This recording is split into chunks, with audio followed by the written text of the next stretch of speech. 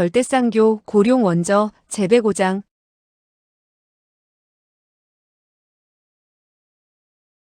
빼고. 동굴 속의 혈투. 소어하는 마음속으로 탄식을 하고 있었다. 얼마의 시간이 흐르자 위무아가 돌연 괴상하게 웃기 시작했다. 소어가 말했다.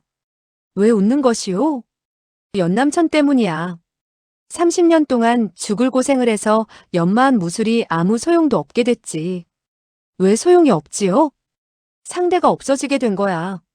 이화공 공주는 나와 여기서 죽게 되니 그의 무술이 더욱 강하다 해도 쓸모가 없어졌어. 소어하는 그의 말에 찬성하지 않는다는 듯 싸늘하게 웃으며 말했다. 당신도 30년 동안 고생하여 연마한 무술이 쓸모없게 되었소. 당신은 다른 사람들에게 창피하지도 않소? 그렇지. 확실히 창피스러워. 하지만 하여튼 난 다 죽게 되었으나 연남천은 앞으로도 살아가야 돼. 고생하여 연마한 절세의 무술이 상대조차 찾아볼 수 없게 되었으니 얼마나 불쌍해. 이때 소행이 돌연 말했다. 연대엽께서는 강벼락을 죽였나요? 아직은 죽이지 않았어. 연대엽께서는 왜 그를 죽이지 않은 거예요? 그는 강벼락을 소어에게 넘겨 소어에게 직접 복수하게 하려고 하지. 그가 만약 소어를 찾지 못한다면? 위무아는 그녀의 물음에 웃음을 보였다. 그가 소어를 찾지 못한다면 강벼락은 죽지 않겠지. 그가 10년이 지나도록 소어를 찾지 못한다면 강벼락은 10년이 지나도록 죽을 염려가 없어. 소행이 말했다. 그렇다면 강벼락은 절대로 소어의 손에 죽지 않아. 연남천은 소어를 찾지 못하게 될 테니까. 그의 무술은 강벼락보다 훨씬 뛰어나지만 지략은 강벼락보다 못해. 강벼락 같은 사람을 데리고 다니는 것은 마치 호랑이를 데리고 길거리를 다니는 것과 같지. 그도 언젠가는 강벼락의 손에 죽을 날이 있을 거야. 소어는 크게 노했다. 그가 당신을 살려주었는데도 당신은 그를 이렇게 상대하다니 당신도 사람이요? 위무아는 고개를 들고 웃었다. 그는 비록 나를 죽이지는 않았지만 내 부하들을 모조리 쫓아버렸고 그들에게 나의 보물을 모두 가지고 가게 했으니 나를 죽인 것이나 다름이 없지. 소어하는 그 말을 듣자 모든 일을 알 수 있을 것 같았다. 그는 당신의 제자를 쫓아냈을 뿐 아니라 당신의 보물을 다 그들에게 줘버렸군요. 위무아는 이를 물었다. 알고 보니 당신은 이제는 더 살아도 재미가 없다는 것을 느끼고 이런 방법을 생각했군요. 그러나 당신이 평소 제자들에게 잘 대했더라면 그들이 어찌 당신이 곤란에 처해 있을 때 달아났겠소? 위무아는 다시 음침하게 웃었다. 어쨌든 너희들이 나와 함께 죽게 되었으니 나는 이미 만족을 느낄 수가 있어. 돌연 이화공 공주가 그들의 대화 속으로 끼어들었다. 강소어, 이쪽으로 와라. 소어하는 그녀를 따라가고 싶지는 않았다. 그러나 생각을 거듭한 후 발걸음을 옮겼다. 그는 고개를 돌려 소행을 바라보았다. 소행은 마치 위무아의 반응을 보려는 듯 눈빛을 반짝이며 서 있었다. 그러나 그녀는 소어아를 향해 웃고는 그를 따라 나섰다. 위무아는 그 두 사람의 뒷모습을 바라보았다. 그의 두 눈에는 원한이 서려 있었다. 그는 갑자기 차를 밀었다. 차는 즉각 석벽으로 굴러들어갔다. 그리고는 석벽이 곧 닫혔다. 그 뒤 벽은 마치 하나의 거울처럼 평온해졌다. 이화공 궁주의 두 자매는 대청 한가운데에 서 있었다. 얼굴 표정은 여전히 싸늘하고 오만했다. 그러나 한편으로 보면 고독하고 가련하게도 보였다. 그녀들의 이름만 들어도 떨던 사람들조차 만약 지금 이 시각 그녀들을 본다면 동정심을 느끼게 될 듯도 싶었다. 그녀들은 그저 서 있을 뿐 앉지 않았다. 소어하는 들어오면서 그녀들을 주시했다. 난 어느 때는 정말 당신들의 다리가 보고 싶을 때가 있어. 이화공 공주는 깜짝 놀라며 분노했다. 그녀들의 창백한 얼굴이 붉어졌다. 소어하는 웃으면서 말했다. 난 당신들도 다리를 굽힐 수 있는지를 보고 싶으며 또 다리에 무릎이 있는지 없는지를 알고 싶소. 유월공주는 분노로 얼굴이 일그러지며 돌연 몸을 돌려버렸다. 마치 소호아가 한 번만 더 본다면 그를 죽일 것만 같았다. 연성공주도 눈을 감았다가 한참 후에야 눈을 뜨며 조용히 입을 열었다. 우리는 방금 이 동굴의 사방을 모두 조사했다. 이 사방의 문은 확실히 굳게 닫혀버렸어. 소호아가 말했다. 볼 필요도 없었소. 위무아의 말에 절대로 거짓이 없으리라는 것을 짐작할 수가 있었지. 우리가 하루 안으로 방법을 생각하여 빠져나가지 않는다면 비록 굶어 죽지는 않는다 해도 숨이 막혀 죽어버릴 것이다.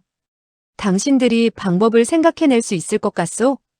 연성공주는 한동안 침묵을 지키다가 무슨 생각이 떠올랐는지 입을 열었다. 여기의 문들은 모두 천근만근의 무게이니 사람이 열 수 있는 것이 아니야.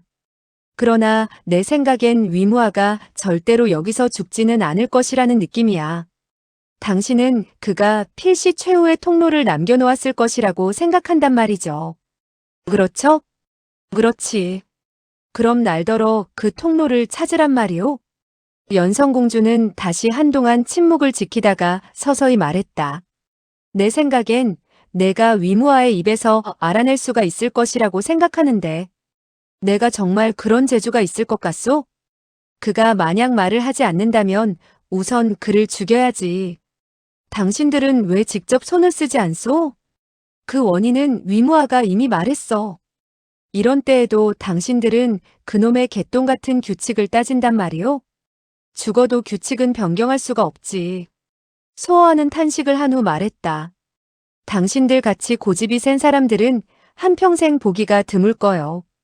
사실 당신들은 이제 그를 죽이려 해도 결코 죽일 수 없을 것이요. 그가 지금은 피해버렸을 테니까.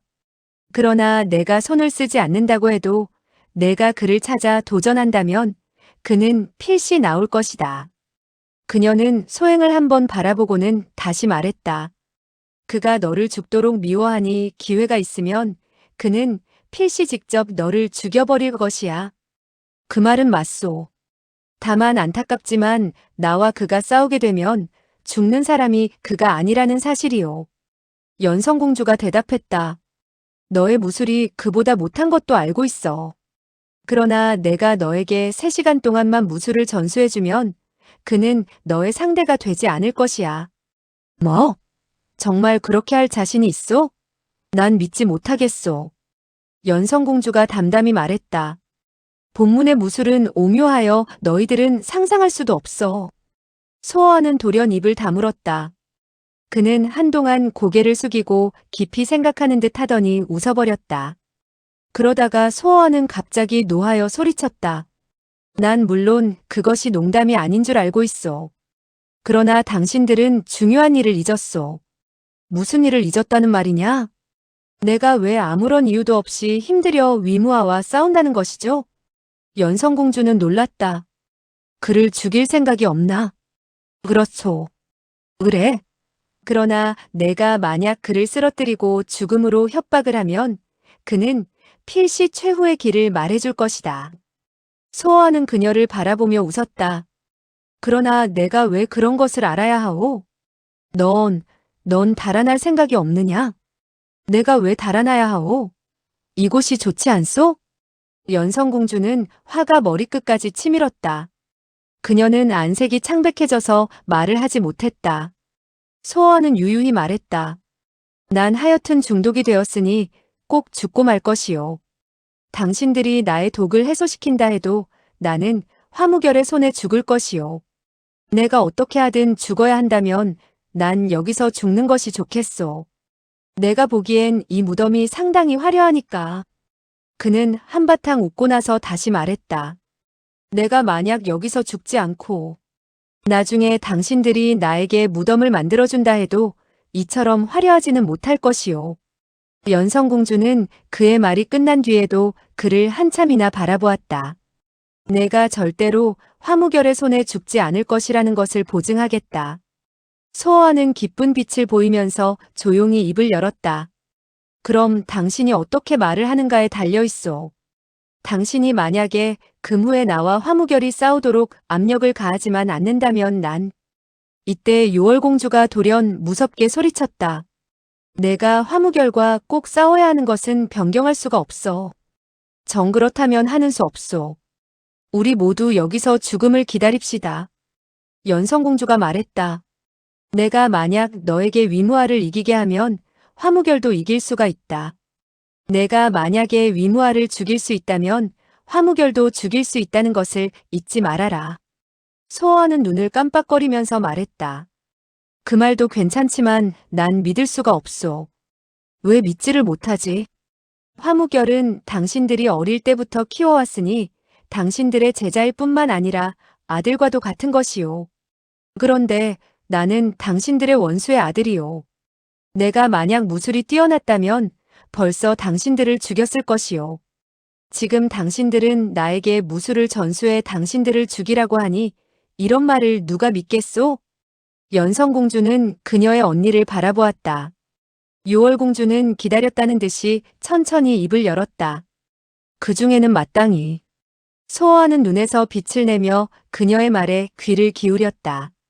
그러나 그녀는 말을 하다가 돌연 멈추어 버렸다. 그 중에는 마땅히 다른 원인이 있단 말이죠? 당신들이 나를 믿게 하는 것은 그리 어려운 일이 아니오. 당신들이 그 이유를 이야기해준다면 나는 무슨 일을 시켜도 듣겠소. 유월공주의 싸늘한 얼굴에 돌연 격심한 분노의 빛이 떠올랐다. 소어하는 그녀를 바라보며 유유히 말했다. 당신들은 위무아에게 죽기 전에 추태를 보이면서까지도 비밀을 말해주지 않겠다는 것이요? 내가 말해두지만 사람이 굶어 죽는 꼴은 정말 볼 수가 없소. 요월공주는 입술을 깨물며 돌연 몸을 돌려버렸다. 연성공주도 그녀를 따라서 몸을 돌렸다. 두 사람은 다시 소어아를 보지 않았다. 그의 말도 듣기 싫다는 눈치였다. 그러나 소어아는 그녀들이 들으라는 듯 큰 소리로 떠들었다. 지금 우리 눈앞에는 다만 죽는 일 하나밖에 없소. 지금 말을 하지 않으면 언제까지 기다릴 생각이오? 그의 말이 동굴 속에 메아리치는 가운데 이화궁 궁주 두 자매는 이미 어디론가 사라져버렸다. 소어하는 나무로 만든 인형처럼 한동안 서 있다가 갑작스럽게 소행에게 말을 건넸다. 나의 부모들은 모두 그녀들의 손에 죽었어. 당시에 뿌리까지 뽑지 못했으니 지금 날 죽여서 후환이 없도록 하려는 것이야. 소행은 담담하게 말했다. 그래요. 하지만 그녀들은 왜 꼭 화무결에게 나를 죽이게 하려는 것일까? 그녀들이 직접 손을 썼다면 벌써 몇 번이나 죽였을 텐데. 그녀들은 당신이 필시 화무결을 미워할 줄 알고 있어요. 당신이 그녀들을 찾아 복수를 하지 못하면 필시 화무결을 찾을 것이라고 믿었지요. 그런데 당신의 생각이 너무 진보적이었어요. 선대의 원한과 후손들은 관계가 없다고 하니 그녀들은 왜 나와 화무결을 서로 미워하게 하려는 것일까? 가장 묘한 것은 그녀들은 반드시 화무결이 나를 죽이는 것을 원하는 것만은 아니오. 내가 화무결을 죽여도 그들은 똑같이 만족할 수 있거든. 그 원인을 알 수 있겠어? 소행이 한동안 생각을 한 후 서서히 말했다. 당신과 화무결 간에는 필시 복잡한 관계가 있을 거예요.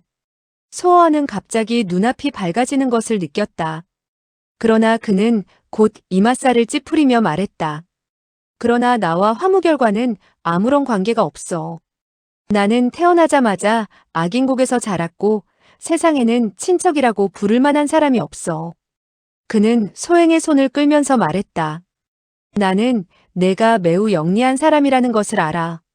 나와 화무결이 어떤 관계가 있는지 짐작할 수 있겠어? 소행은 탄식을 하며 부드러운 목소리로 말했다. 무슨 일이든 간에 반드시 드러날 때가 있으니 너무 성급하게 굴지 말아요.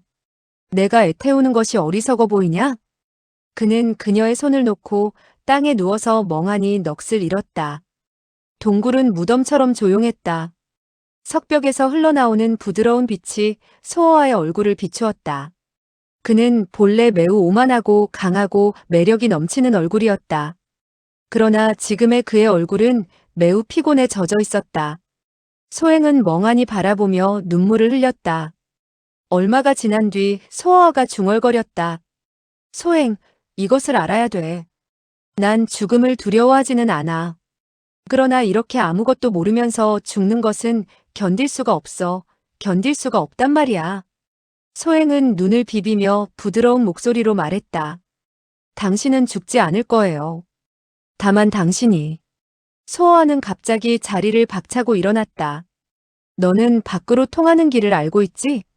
난 다만 위무아가 여기를 무덤으로 삼았다는 것을 알아요. 그가 발동한 기관은 그 누구도 열지를 못해요. 건조할 때의 방법은 고대 제왕들의 무덤을 만드는 것과 다름이 없어요. 그러나 소아는 재빨리 소행의 손을 움켜잡았다. 그러나 어떻다는 것이냐? 문이 완전히 닫혀버렸다는 동굴은 마치 무덤처럼 바람이 통하지 않아야 하는데, 그러나 지금까지도 숨이 막히지 않는 것을 보니 내 생각엔 소아는 그녀의 말을 막았다. 내 생각에는 위무아가 필시 하나의 길을 남겨놓았을 거란 말이지. 그래요. 만약 모든 통로를 막아버렸다면 이 등불도 꺼져야 했을 거예요. 내가 알기로는 바람이 통하지 않는 곳에는 불도 피지 못한다던데. 소아는 기뻐하는 기색을 역력히 드러냈다. 좋아. 그가 길을 남겨놓고 있다면 낱말을 하라고 할 수가 있지. 소행도 따라서 웃었다. 당신은 나가려는 생각이 없었잖아요. 소아는 그녀에게 재미있는 표정을 지으며 말했다. 그건 다만 내가 일부러 그녀들을 놀린 것에 지나지 않아. 그 비밀을 알기 전에는 나도 죽을 수 없지만 그녀들도 죽어서는 안 돼. 절망 중에 돌연 생기가 돌자 두 사람은 정신을 차렸다. 소아는 소행의 손을 당기며 말했다. 우리가 첫 번째로 해야 할 일은 우선 위무아를 찾는 것이다. 그건 간단해요. 이 동굴 속의 기관을 내가 다 알고 있으니까요. 두 사람이 막 앞으로 걸어가려고 할 때 돌연 그들의 몸 뒤에서 탄식 소리가 새어나왔다. 나를 찾을 필요가 없다. 난 여기에 있으니까. 청옥석 의자가 놓여있던 곳이 서서히 움직였다. 위무아는 차를 밀며 밑에서 위로 솟아올라왔다. 그는 탄식 소리 중에 혼자 중얼거렸다. 10여 년 동안 너를 키웠지만 마지막에는 하나의 젊은이만도 못하군. 그래서 남들은 개를 키운다 해도 딸을 키우지는 말라고 했지. 소행은 고개를 숙였다. 난. 위무아는 돌연 껄껄 웃었다. 미안해할 필요는 없어.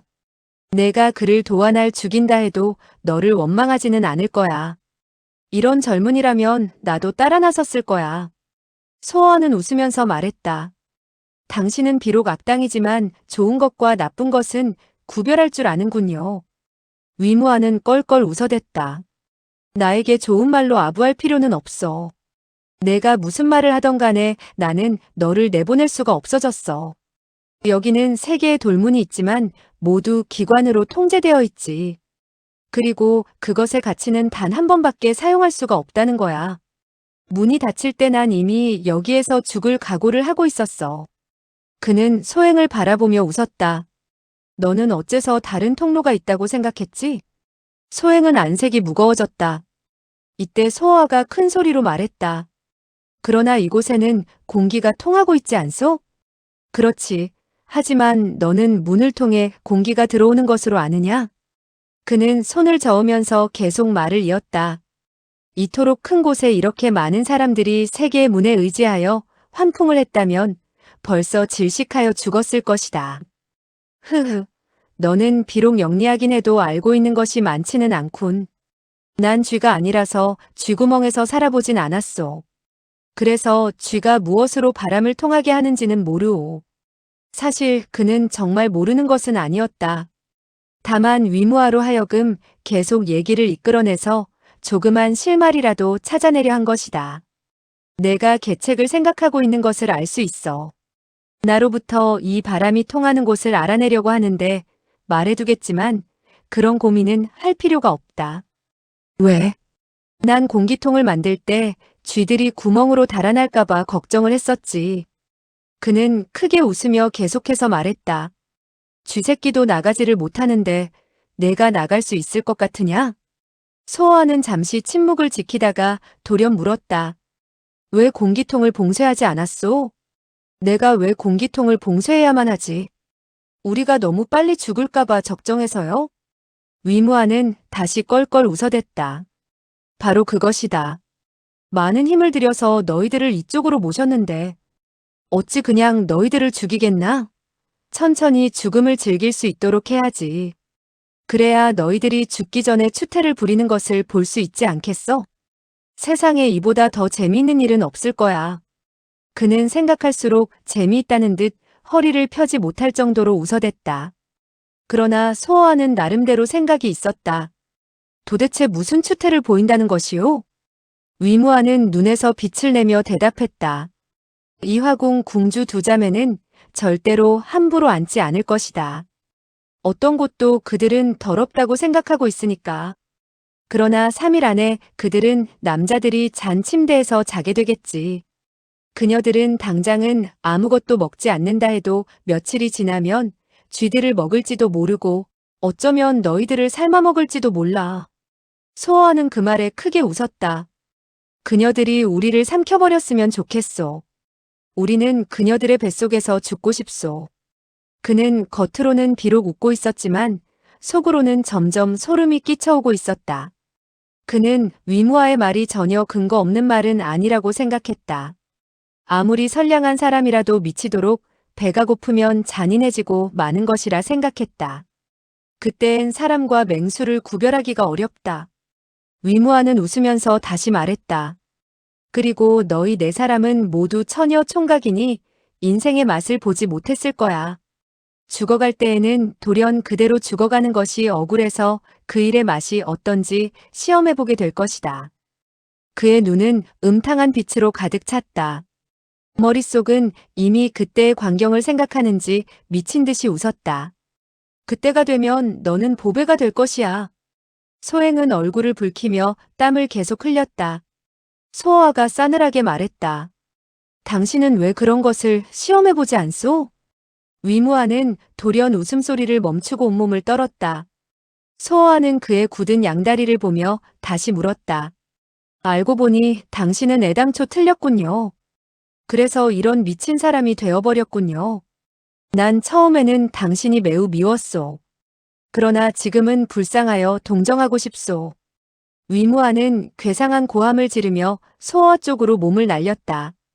그는 온몸을 한 덩어리처럼 공중으로 튕기면서 소호아에게 부딪혀왔다.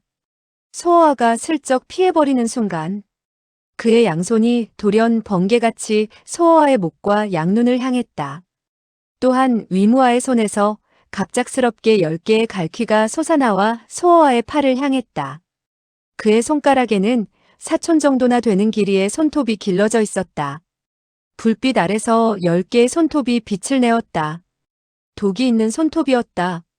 조금이라도 긁히면 목숨을 건질 수가 없는 것이다.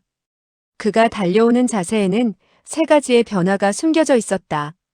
매 변화마다 뜻밖이었고 수법의 기이함도 천하무쌍이라 할 수 있었다. 소행은 비명을 질렀다.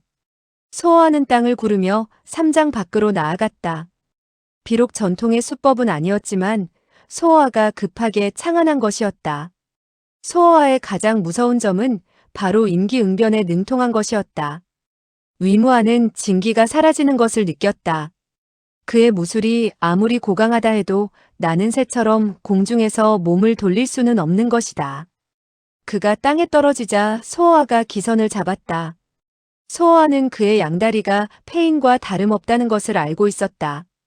그러나 위무아는 땅에 닿자마자 몸을 솟구치며 다시 의자에 앉았다. 소호아가 달려가려고 했을 때는 이미 의자는 그를 중심으로 하여 주위를 돌고 있었다. 순간 소호아는 전우좌우가 모두 위무아의 그림자같이 느껴졌다. 그 수법은 천하의 이름을 떨쳤던 팔계유신장보다 더욱 무섭다고 할 수 있었다. 그 차는 매우 교묘하게 만들어져 있었고 위무아는 그 위에 앉아 마치 그 차의 일부분이냥 되어버렸다. 그는 그 차를 자유로이 조종할 수 있었던 것이다. 팔계유신장의 가장 묘한 것은 발걸음의 이동에 있었다. 그 걸음걸이에서 많은 화신이 나타나 상대방을 포위하는 수법이었다. 그러나 사람의 발걸음이 아무리 교묘하다 해도 바퀴보다 더 빨리 돌 수는 없는 일이다. 소어는 눈알이 도는 것을 느끼며 위무아가 손을 쓰지 않아도 쓰러질 것만 같은 느낌을 받았다. 위무아의 미친 듯한 웃음소리가 사방에서 들려왔다. 그 웃음소리는 사람을 소름 끼치게 했고 그가 어느 방향에서 손을 쓰는지조차 알 수 없게 만들었다. 소어는 길게 소리를 지르면서 하늘로 치솟았다. 그 수법은 바로 곤륜파의 진산절기인 비룡대팔식이었다. 소어는 그 무술의 절정 고수보다는 못할지 몰랐다. 그러나 그는 그 수법에 기묘한 변화를 가했기 때문에 오히려 정석보다도 더욱 두려운 위력을 지니고 있었다. 천하의 비룡대팔식만이 위무아의 수법을 파할 수가 있었다. 그것 외에는 무당 소림의 장문대사도 위무아에게 죽고 말 것이었다. 그러나 그의 몸이 공중을 날고 있을 때 위무아가 앞으로 달려오더니 10개의 빛나는 손가락으로 그의 목을 향해 뻗어왔다. 그 사람은 마치 소어의 그림자가 된 것만 같았다. 소어는 즉시 소림의 청근추를 사용했다. 몸을 위로 치솟았다가 다시 내리는 것은 결코 쉬운 일이 아니었다. 그러나 소어는 순식간에 다시 아래로 내려오게 되었다. 이때 수수숙 하는 소리가 나며 세 개의 빛이 세 방향에서 빠른 속도로 다가왔다. 위무아는 분명히 위에 있는데 암기를 누가 사용했을까? 알고 보니 위무아의 몸은 비록 차를 떠나 있었지만 그 차는 여전히 움직이고 있었던 것이다. 이 세 개의 암기는 차에서 발사된 것이었다. 만약 다른 중원무림 어느 파의 고수였다 하더라도 필시 이 세 개의 암기에는 죽고 말았을 것이다. 그러나 소어는 묘한 사람이었다. 그는 몸을 돌연 비틀면서 그것을 피해냈다. 세 개의 빛이 모두 그의 옷을 스쳐 지나갔다. 소어는 지하동굴에서 얻은 무림비급에서 각파 고수들의 심혈을 기울인 무공을 습득했다. 그 책에는 모든 무술이 포함되어 있었다. 다만 안타까운 것은 위무아의 수법이 더욱 기이하여 상상하기도 어렵다는 점이었다. 그가 앉았던 의자도 아주 무서운 상대로 변하고 말지 않았는가. 위무아의 괴이한 수법도 감당하기 어려웠지만 그 차에서 발사되는 암기도 막기가 어려웠다. 위무아가 차와 합해졌다 갈라졌다 하며 거세게 공격을 하자 소어는 점차 견디기가 어려움을 느꼈다. 소행은 보다 못해 큰 소리로 외쳤다. 어차피 여기서 죽을 사람을 왜 그렇게 대하는 것이죠? 위무아는 싸늘하게 대답했다. 그의 목숨을 앗아가고 싶지는 않다. 다만 그의 혀를 잘라놓고 싶다. 그에게 영원히 말을 하지 못하게 한 후 다시 그의 양다리를 부러뜨려서 그를 기어다니게 해야 해. 그 말을 들은 소어는 크게 대소했다. 내가 기어서 다닌다 해도 당신보다는 강할 것이오. 위무아는 크게 노했다. 잡종 같은 놈 넌. 그의 말이 끝나기도 전에 소어아가 가볍게 이장을 가했다. 이장은 보기에는 아무런 기묘한 것이 없었지만 어찌된 일인지 위무아는 피하지를 못했다. 그는 소어아의 수법이 어느 문파의 것인지 간파할 수가 없었다. 소어아의 수법은 위무아의 결점을 향해 날카롭게 지쳐들어갔다. 그 수법은 아무런 변화가 없는 듯 했어도 실제로는 변화무궁한 것이었다.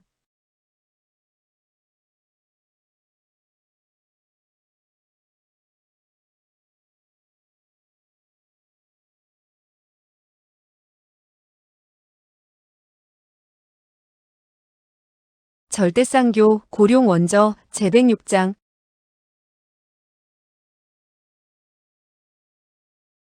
106. 위무아의 사랑. 소행은 애가 타서 안절부절하다가 얼굴에 미소를 띄우기 시작했다. 이화공 궁주를 발견한 것이다. 이 두 자매는 멀리서 싸움을 돕고 있었다. 그녀들은 하나는 공격 자세를 하나는 수비 자세를 취했으나 그 동작은 매우 느렸다. 소어보다 우둔한 사람이라 해도 그녀들이 자기에게 무공초식을 가르치려는 것임을 알 수 있을 정도였다. 그는 거절을 하려 해도 거절할 수가 없었다.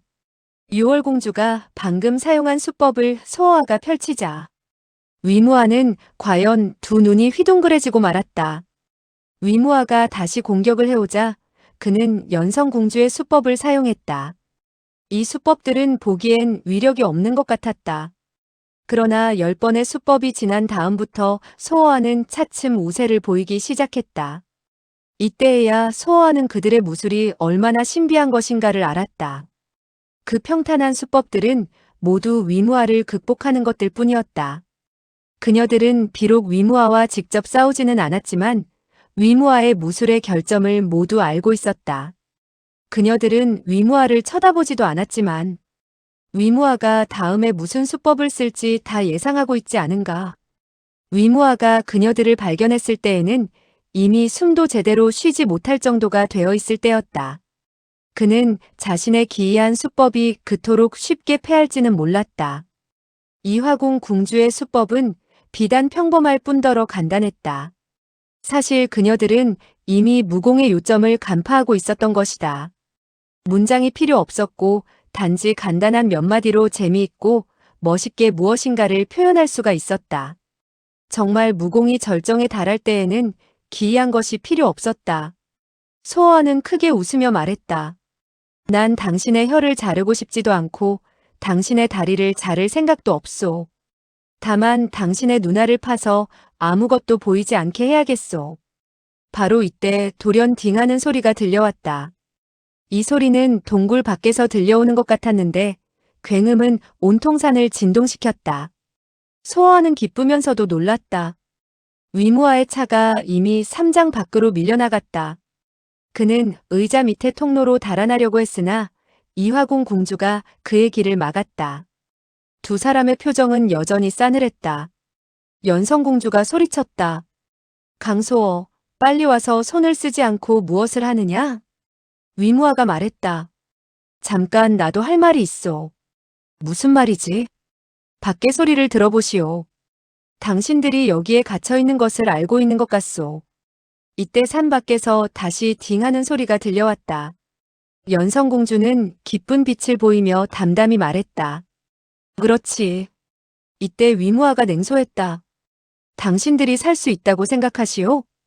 우리가 너의 손에 죽을 것 같은가? 안에서는 문을 파괴할 수가 없어도 밖에서는 파괴할 도구가 있으니 필시 당신들을 구출할 수 있다고 생각하는 모양이지.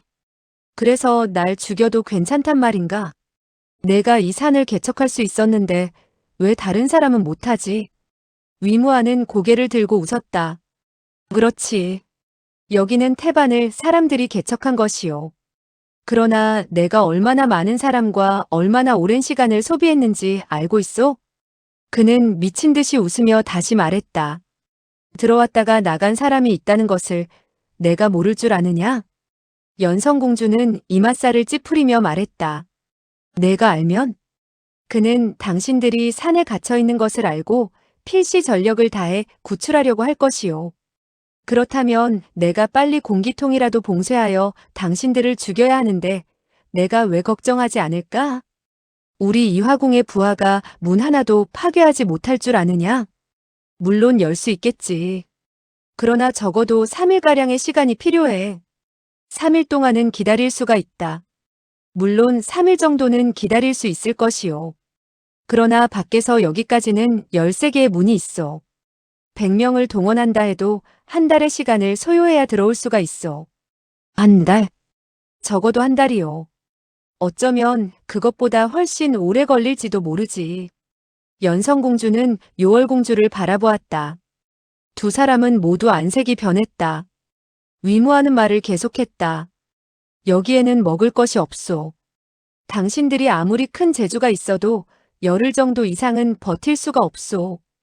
밖에서 사람이 들어온다 해도 그때쯤은 당신들은 모두 냄새나는 시체가 되어 있을 것이오.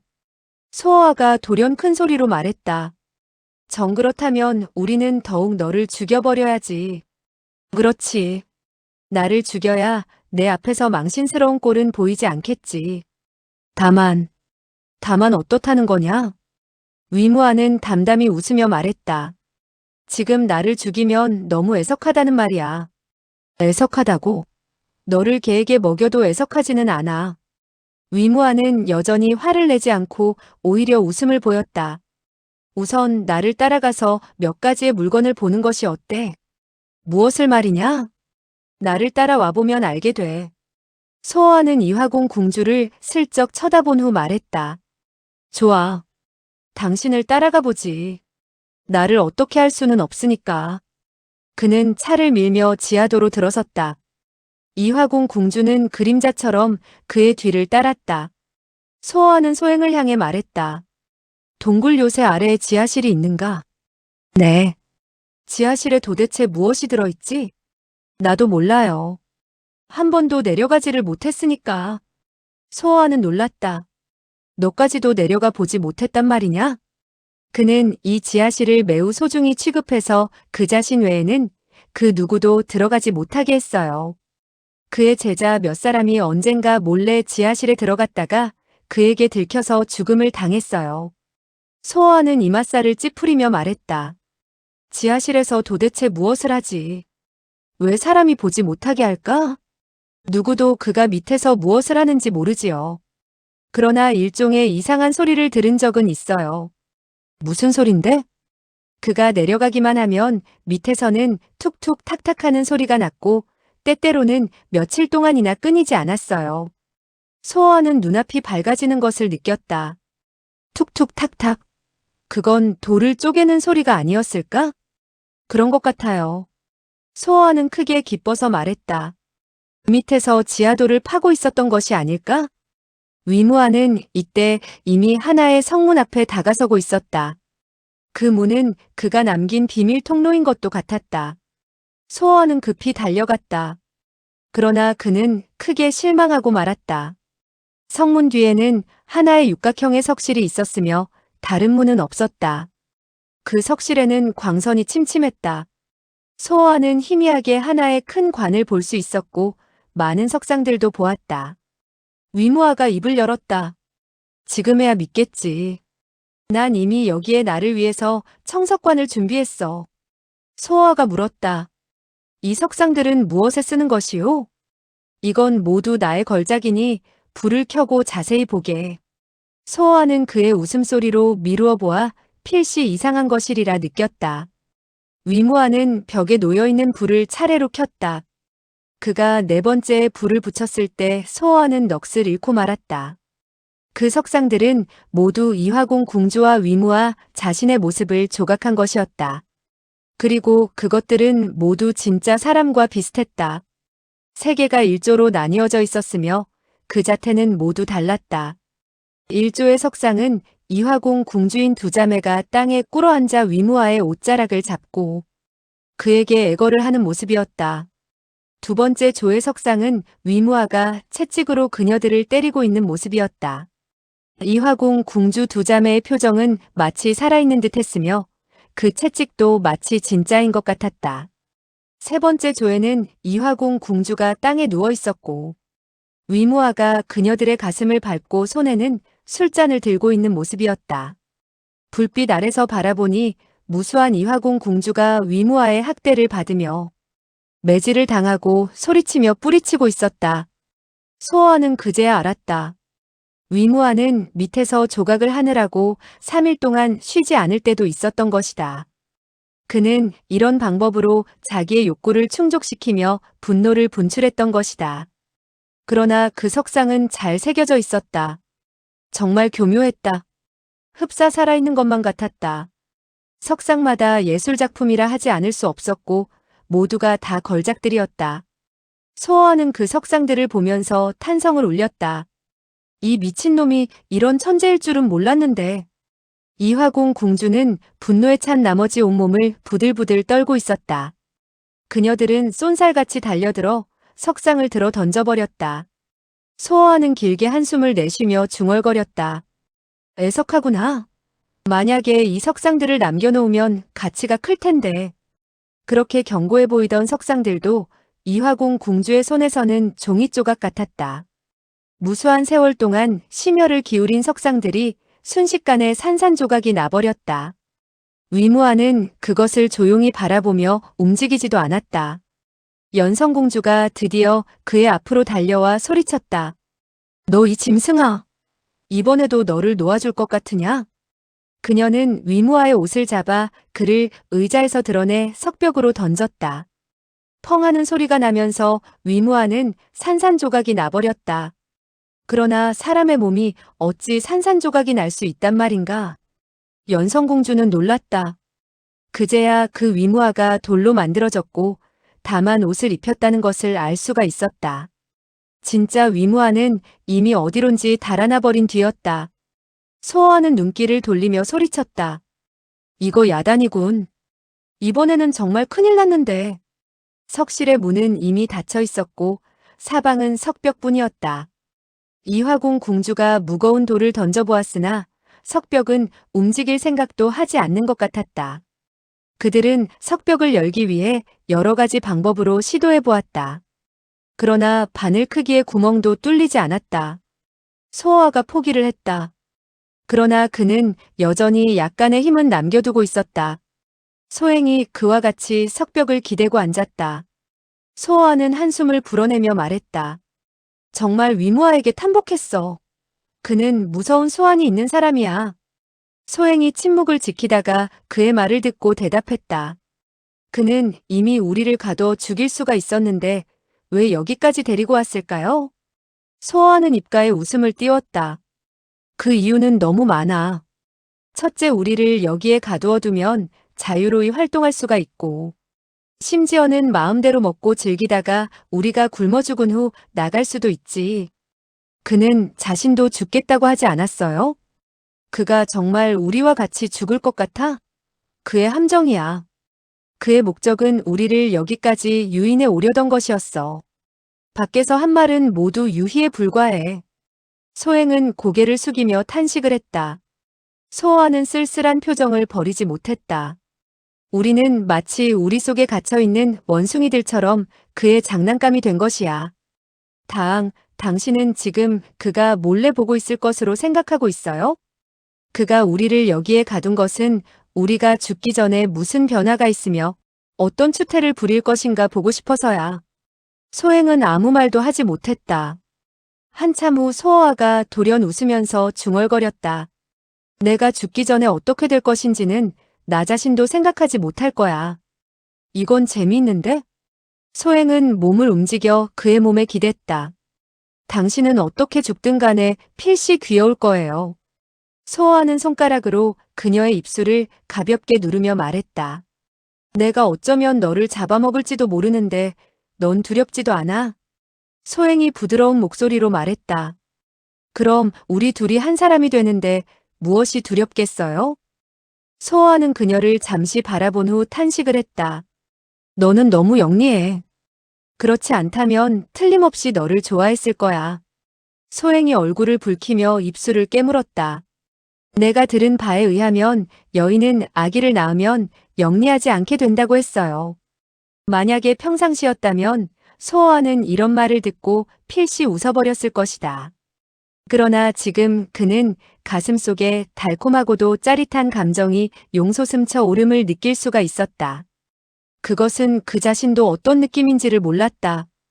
다만 지금까지 그런 감정을 느껴본 적이 없었다. 이때 이화궁 궁주자매가 손을 멈추었다. 두 사람은 멍하니 서 있었다. 비록 겉으로 보기엔 여전히 싸늘함과 오만함을 갖추고 있었지만 피곤함과 처절함을 감출 수는 없었다. 얼마가 지난 뒤 소어아가 일어서서 관 앞으로 다가갔다. 그는 서서히 관의 뚜껑을 열었다. 그리고는 깨진 석상 조각들로 관의 주위에 담을 쌓기 시작했다. 이화궁 궁주는 그가 무엇을 하는지 알 수가 없었다. 두 사람에게 소어아의 행동은 볼수록 기이하게 여겨졌다. 그들은 물어보고 싶은 마음이 간절했지만 소행이 먼저 물어보기를 기다리는 눈치였다. 그러나 소행의 눈에는 그저 달콤함만이 가득한 즐거운 표정이었다. 그녀는 웃으면서 소어아를 바라볼 뿐 아무것도 물어보지 않았다. 마치 그녀는 소어아의 뜻을 잘 알고 있는 것만 같았다. 한참 후 연성공주가 참을 수 없었던지 입을 열었다. 소어아는 이미 돌을 사람의 높이 정도로 쌓아 올렸다. 무엇을 하고 있느냐? 먹고 마시고 싸고 자고 모두가 사람이 해야 할 일이 아니겠소? 지금은 비록 먹을 것은 없어도 전에 먹었던 것은 나올 테니 뱃속에 계속 둘 수는 없소. 그렇다고 바지에 쌀 수도 없으니 이런 방법밖에는 없지요. 요월공주는 크게 노했다. 너, 내가 감히 이토록 무례할 수가 있느냐? 소원은 웃음을 보였다. 무례하다고요? 그럼 당신은 바지에 싸겠단 말이요? 그것이야말로 무례요. 이화궁 공주는 그 말에 얼굴을 붉혔다. 그녀는 다시는 말을 하지 못했다. 소호와는 이미 깨어진 조각들로 벽을 쌓은 후 관뚜껑을 위에 올려놓으니 아주 훌륭한 뒷간이 되었다. 소호와는 그 청석관을 바라보며 웃었다. 이토록 좋은 것은 임금님에게 진상할 만한 것이요. 가장 좋은 것은 이것이 무척 커서 40여 명이 사용을 해도 흘러나오지 않을 것이라는 것이요. 그는 손뼉을 치며 다시 웃었다. 나는 항상 노인을 존경하오. 그러니 두 분 노인께서 사용하시겠다면 두 분께서 먼저 쓰시지요. 이화궁 궁주는 얼굴을 붉히며 고개를 돌렸다. 소호와는 소행을 바라보며 말했다. 너는? 소행도 얼굴을 붉히면서 서서히 말했다. 난 지금 생각이 없어요. 정 그렇다면 여러분, 난 사양하지 않겠소. 그는 이렇게 말하면서 안으로 들어갔다. 얼마 후 그는 천천히 다시 걸어 나오며 탄성을 쏟아냈다. 아, 시원하다. 세상에 이토록 시원한 일은 없을 것이야. 그는 돌아와서 앉더니 눈을 감고 잠을 자려고 했다. 소행이 조용히 그쪽으로 걸어갔다. 발자국 소리도 내지 않았다. 그러나 그녀의 몸이 움직이자 소호와가 갑자기 한쪽 눈을 떠서 웃으며 말했다. 너 생각이 있느냐? 소행은 얼굴을 붉히면서 부드러운 소리로 말했다. 당신은 나쁜 사람이에요. 이런 일은 말을 하지 않으면 모든 사람이 생각하지 않을 수가 있다. 그러나 누군가 먼저 말을 꺼내게 되면 생각이 나게 마련이다. 그리고 일단 한번 말이 나오게 되면 참을 수가 없게 된다. 다시 얼마의 시간이 흘렀다. 연성공주의 얼굴이 점점 붉어졌다. 무언가를 참는 눈치였다. 한참 후 그녀의 양다리가 떨리기 시작했다. 소호와는 이미 코를 골며 깊은 잠에 취한 것 같았다. 연성공주는 바람처럼 달려갔다. 그녀가 가장 무서운 상대와 싸울 때에도 이처럼 빠른 신법을 사용하지는 않았을 것이다. 그러나 이때 소호와가 불쑥 푸하며 웃고 난 뒤에 서서히 말했다. 나를 무례하다고 하지 말고 오히려 나에게 감사하시오. 세상에 어떤 일들은 한거할 수 없는 일들이 많다. 아무리 고귀하고 오만한 사람도 때때로 가장 비겁한 사람처럼 되어버릴 때가 있는 법이다. 이런 일들은 어느 사람이라도 동등하다. 가장 아름다운 사람도 가장 추악한 사람도 모두 늙는 것은 마찬가지고, 영리한 사람과 영리하지 않은 사람도 모두 배고픔을 느끼고 추위와 피곤을 느끼는 것은 똑같다. 이것이 바로 인류 최대의 비극이라면 비극일 것이다. 2, 3일이 지났다.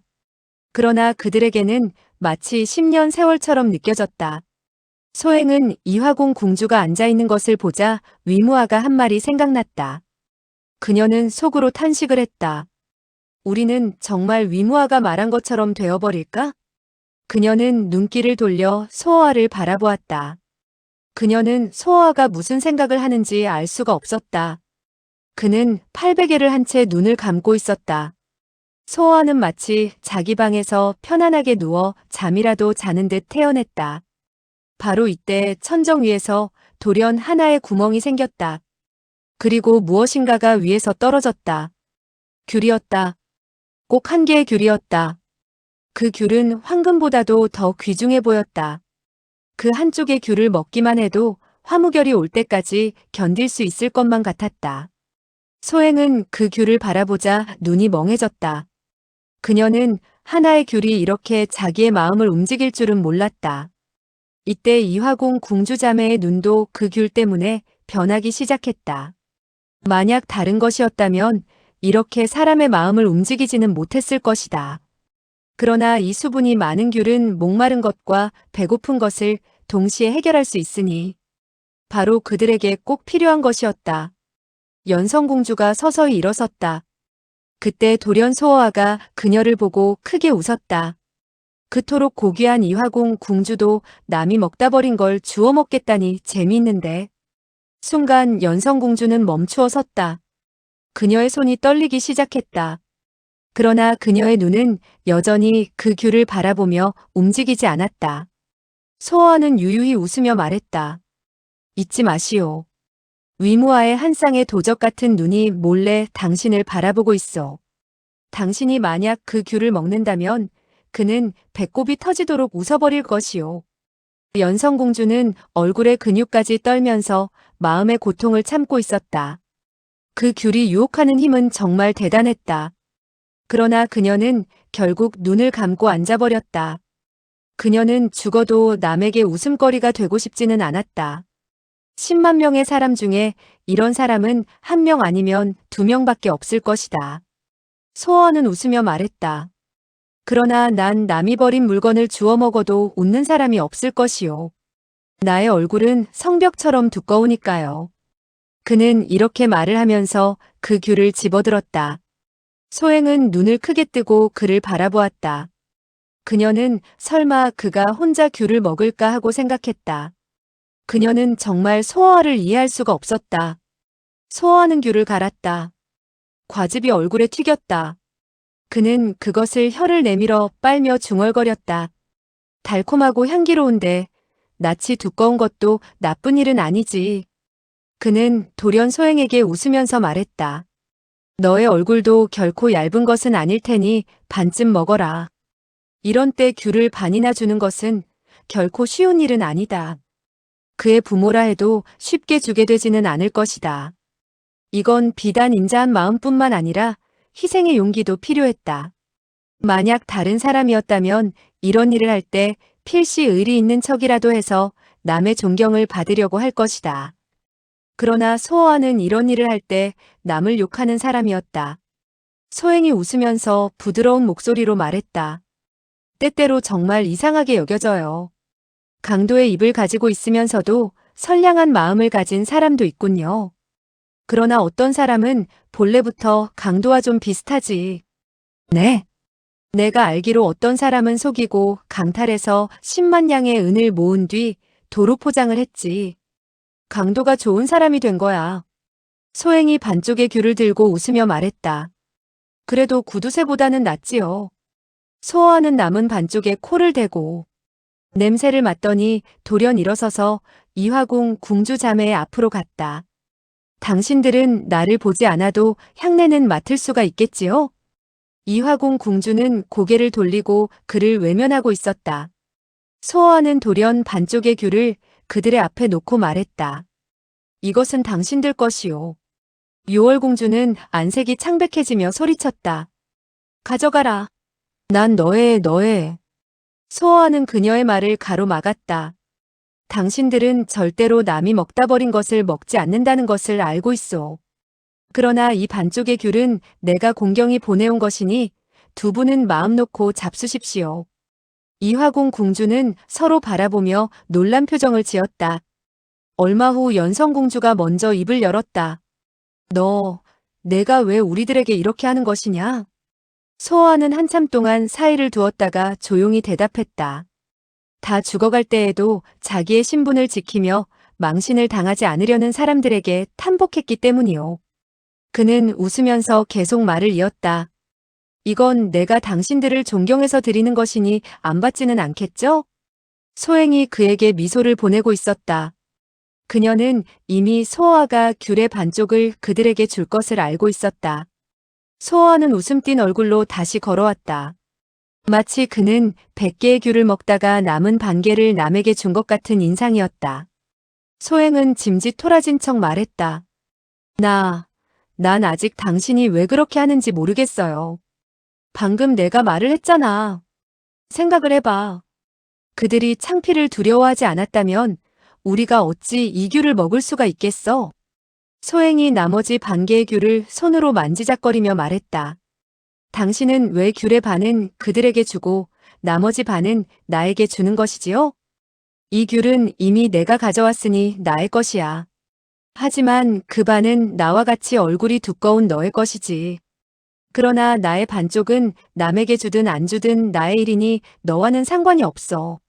소행이 할 말을 잊고 멍하니 소어아를 바라보다가 한숨을 불어냈다. 당신은 정말 이상한 사람이며 조금도 이해할 수가 없어요. 남자가 여자에게 완전히 속을 드러내게 되면 그것이 오히려 큰일이야. 소행은 반쪽의 귤을 다시 반쪽으로 나누면서 부드러운 소리로 말했다. 당신이 반쪽의 귤을 나에게 주었으니 나의 것이 되었지요. 나는 당신에게 반을 주겠어요. 이것도 경의를 표한다고 해두지요. 난 필요 없어. 왜요? 내 것이 더 크기 때문이지. 그쪽을 줘. 소행은 웃으면서 말했다. 내가 만약 당신 같은 아이를 낳는다면 약이 올라 죽을 거예요. 그럼 지금 죽어라. 뭐라고요? 내 아들은 필시 나를 닮아야지. 만약 다른 사람을 닮았다면 내가 약 올라 죽을 거야. 소행의 얼굴은 온통 홍당무가 됐다. 그녀는 붉은 입술을 깨물며 새침하게 말했다. 당신은 정말로 나빠요. 왜 자꾸 사람을 놀리는 것이에요? 소어아는 크게 웃으며 말했다. 난 큰 나쁜 놈이지만 작은 나쁜 놈은 아직 낳지도 않았어.